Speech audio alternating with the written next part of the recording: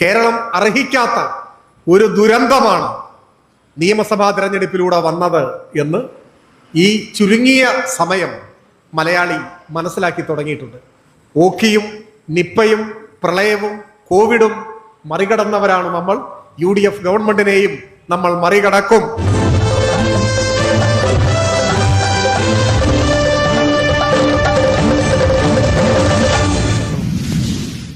മഹാരഥരായ ആ രാഷ്ട്രശില്പികൾ ഒരുമിച്ചിരുന്ന് ചർച്ച ചെയ്തെടുത്ത ഒരു തീരുമാനമുണ്ട്. അതാണ് തീരുമാനം. വന്ദേമാതരം നല്ല ഗീതമാണ്, പക്ഷെ അതിലെ ചില വരികൾ ഇന്ത്യയുടെ ബഹുസ്വരതയെ പ്രതിഫലിപ്പിക്കുന്നതല്ല, ഇന്ത്യയിലെ വൈവിധ്യങ്ങളെ ഉൾക്കൊള്ളുന്നതല്ല, ചില വിഭാഗങ്ങൾക്കിടയിൽ ഉത്കണ്ഠ ഉണ്ടാക്കുന്നതാണ്. അതുകൊണ്ട് വന്ദേമാതരത്തിന്റെ ആദ്യ ഭാഗം ആലപിച്ചാൽ മതി. അതാണ് തീരുമാനം. വന്ദേമാതരത്തിന്റെ ആദ്യ ഭാഗം ഒരു ദേശീയ ഗീതമായി നമുക്ക് ആലപിക്കാം, പൂർണ്ണ തോതിൽ ആലപിക്കേണ്ടതില്ല എന്ന തീരുമാനമാണ്. അത് പാലിച്ചു വരികയാണ്. ആർക്കും ഒരു പ്രശ്നം ഉണ്ടായിരുന്നില്ല. എന്നാൽ കുറച്ചു കാലമായി ഇന്ത്യയിലെ RSS ഈ വന്ദേമാതരത്തെ ഇഷ്ടമില്ലാത്തവരെ കൊന്നൊടുക്കാനുള്ള ഒരു ആയുധമാക്കി ഉപയോഗിക്കുകയാണ്. അതാണ് പ്രശ്നം. ഒരായുധമായി ഉപയോഗിക്കുകയാണ്. ഇപ്പൊ ജയ് ശ്രീറാം ഒരർത്ഥത്തിൽ നിർദോഷമായ ഒരു വാക്കല്ലേ. ഒരു രാമഭക്തൻ അങ്ങനെ പറഞ്ഞാൽ അയാളെ കുറ്റപ്പെടുത്തേണ്ട ഒരു കാര്യമില്ല. എന്നാൽ രാമഭക്തന്റെ കയ്യിൽ നിന്നും RSS അതിന് ഏറ്റെടുത്തു. ഇഷ്ടമില്ലാത്തവരെ കൊല്ലാനുള്ള ഒരു ആയുധമായി ഇപ്പൊ ഉപയോഗിക്കുന്നത് ഇതൊക്കെയാണ്. ഗുജറാത്തിലെ വംശഹത്യ കാലത്ത് കൊല്ലപ്പെട്ട ഇസാൻ ജാഫ്രിയുടെ അനുഭവം നിങ്ങൾ വായിച്ചിട്ടുണ്ടാകും. ഇസാൻ ജാഫ്രി ഒരു വൃദ്ധനായി, അദ്ദേഹം കോൺഗ്രസിന്റെ നേതാവായി, അദ്ദേഹം കവിയായി, അദ്ദേഹം പാർലമെന്റ് അംഗമായിരുന്നു. ഇന്ത്യൻ പാർലമെന്റ് അംഗമായിരുന്ന കോൺഗ്രസിന്റെ തലമുതിർന്ന നേതാവായ പണ്ഡിതനായ ഒരു മനുഷ്യൻ. അദ്ദേഹം കൊല്ലപ്പെട്ടു. അദ്ദേഹത്തെ എങ്ങനെയാണ് കൊന്നത് എന്ന് നിങ്ങൾ ആരെങ്കിലും വായിച്ചിട്ടുണ്ടോ? വായിക്കണം. ഗുജറാത്തിലെ സംഭവങ്ങൾക്ക് ശേഷം അവിടെ നടന്ന കാര്യങ്ങൾ എന്തൊക്കെയെന്ന് പുറത്തറിയിച്ച ഒരു വസ്തുതാന്വേഷണ സംഘം അവിടെ തെളിവെടുപ്പ് നടത്തി, പരിശോധന നടത്തി, അവരുടെ റിപ്പോർട്ടുണ്ട്. ആ റിപ്പോർട്ട് വായിച്ചാൽ മനുഷ്യ മനസാക്ഷിയുള്ള ഏതൊരാളും, മനസാക്ഷിയുടെ കണികയുള്ള ഏതൊരാളും കരഞ്ഞുപോകും. അത്തരം അനുഭവങ്ങൾ. ഇസാൻ ജാഫ്രിയെ കൊല്ലാനായി പാഞ്ഞെടുത്ത വർഗീയവാദികൾ അദ്ദേഹത്തെ വിവസ്ത്രനാക്കി, അദ്ദേഹത്തെ നഗ്നനാക്കി, അദ്ദേഹം നടത്തിച്ചു, അദ്ദേഹത്തോട് ആജ്ഞാപിച്ചു. വന്ദേമാതരം ചൊല്ലാനാണ് ആജ്ഞ. അദ്ദേഹം തയ്യാറായില്ല.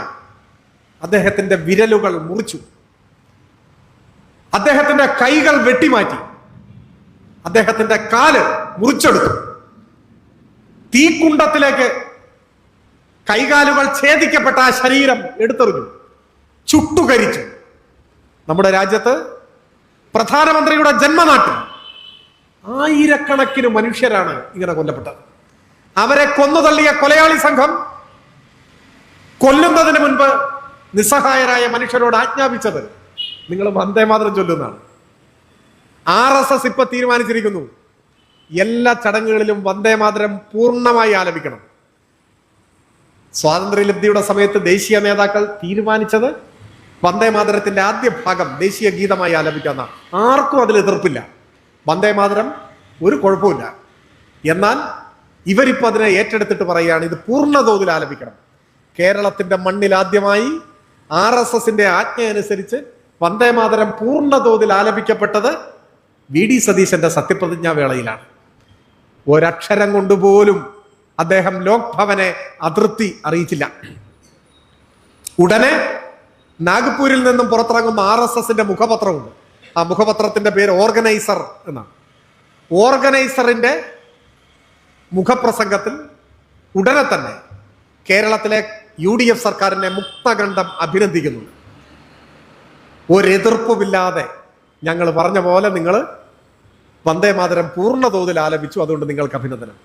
സത്യപ്രതിജ്ഞ ചെയ്ത ആദ്യ മണിക്കൂറിൽ തന്നെ RSSന്റെ അഭിനന്ദനം ഏറ്റുവാങ്ങിയ ഇന്ത്യയിലെ ഏക BJP ഇതര മുഖ്യമന്ത്രിയാണ് VD സതീശൻ. അത് കഴിഞ്ഞ് ഓരോന്നും നിങ്ങൾ എടുത്തു നോക്കൂ. സെക്രട്ടറിയായി അദ്ദേഹം രത്തൻ ഖേൽക്കറിനെയാണ് തിരഞ്ഞെടുത്തത്. ആരാണ് രത്തൻ ഖേൽക്കർ? ഒരു IAS ഓഫീസറാണ്, സംഘപരിവാരത്തിന്റെ ഇഷ്ടക്കാരൻ. ആ പേരെന്നു മുതലാണ് നമ്മൾ ശ്രദ്ധിക്കാൻ തുടങ്ങിയത്. അദ്ദേഹം ഇലക്ഷൻ കമ്മീഷണറായി, തെരഞ്ഞെടുപ്പ് കമ്മീഷണറായിരിക്കുമ്പോൾ അദ്ദേഹത്തിന്റെ ഓഫീസിൽ നിന്നും വിതരണം ചെയ്ത ഇലക്ഷൻ കമ്മീഷന്റെ സർക്കുലറിൽ BJP സ്റ്റേറ്റ് കമ്മിറ്റിയുടെ സീലാണ് പതിച്ചിരുന്നത്. ഇലക്ഷൻ കമ്മീഷന്റെ ആഫീസ് BJP ആഫീസാക്കി മാറ്റിയ വിദ്വാനാണ് രത്തൻ കേൽക്കർ. ആ രത്തൻ കേൽക്കറെ തെരഞ്ഞെടുപ്പിച്ച് സെക്രട്ടറി ആക്കി. അദ്ദേഹം സിവിൽ സർവീസ് ഓഫീസറാണ്. ഏതെങ്കിലും പ്രധാന പദവിയൊക്കെ ഉണ്ടാവും, അതിനൊന്നും എതിർപ്പില്ല. പക്ഷെ അയാളെ തന്നെ മുഖ്യമന്ത്രി എന്തിന് സെക്രട്ടറി ആക്കി? അതാണ് നയപ്രഖ്യാപന പ്രസംഗം നിയമസഭയിൽ അവതരിപ്പിച്ചു. 10 കൊല്ലത്തിന് ശേഷം ആദ്യമായി നയപ്രഖ്യാപന പ്രസംഗത്തിൽ കേന്ദ്രത്തിനെതിരെ ഒരു വാക്കുപോലുമില്ല. നമുക്ക് തരാനുള്ള 1,00,000 കോടിയോളം രൂപ കേന്ദ്രം തടഞ്ഞു വെച്ചിരിക്കുകയാണ്. 1,00,000 കോടി ചില്ലറയല്ല.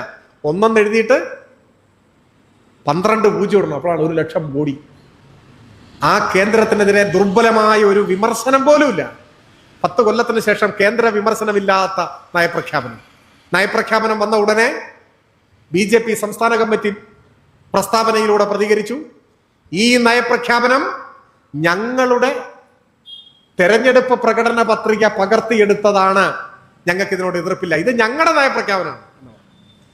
BJPയുടെ സംസ്ഥാന പ്രസിഡന്റ് രാജീവ് ചന്ദ്രശേഖർ മുഖ്യമന്ത്രിയെ നേരിട്ട് കണ്ട് എല്ലാ പിന്തുണയും അറിയിച്ചു. BJP മുന്നണിയുടെ കേരളത്തിലെ കൺവീനർ തുഷാർ വെള്ളാപ്പള്ളി വലിയൊരു പൂച്ചെണ്ടുമായിട്ട് മുഖ്യമന്ത്രിയുടെ വീട്ടിൽ ചെന്ന പൂച്ചെണ്ട് കൊടുത്ത് എല്ലാ അഭിനന്ദനവും പിന്തുണയും കൊടുത്തു. ഇതിനു മുമ്പ് കേരളത്തിൽ ഇങ്ങനെ ഉണ്ടായിട്ടുണ്ടോ ഏതെങ്കിലും കാലത്ത്? നയപ്രഖ്യാപനത്തിന് BJPയുടെ പിന്തുണ, BJP പ്രസിഡന്റ് നേരിട്ട് പോയി മുഖ്യമന്ത്രിക്ക് പിന്തുണ. കഴിഞ്ഞ 10 കൊല്ലമായി മുഖ്യമന്ത്രിയുടെ ഓഫീസിനകത്തേക്ക് കടന്നു വരാൻ BJP സംസ്ഥാന പ്രസിഡന്റിന് ധൈര്യം ഉണ്ടായിട്ടില്ല.